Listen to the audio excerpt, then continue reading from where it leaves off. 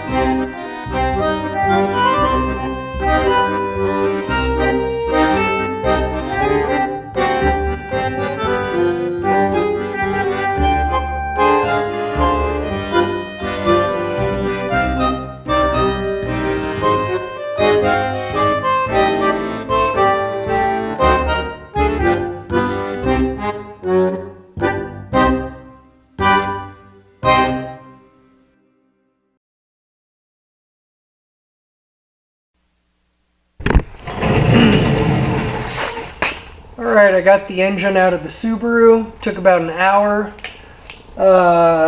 including my 30-minute lunch, so really it was only like, 12 minutes of actual work, because there's only 6 bolts that hold these in.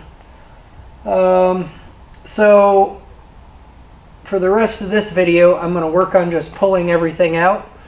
The only thing from the Subaru that I'm going to keep drivetrain wise is the front hubs and suspension, the rear hubs and suspension, and the ABS. And I'm going to keep the wiring for the heating and cooling, but everything else is going to get swapped out. Engine, transmission,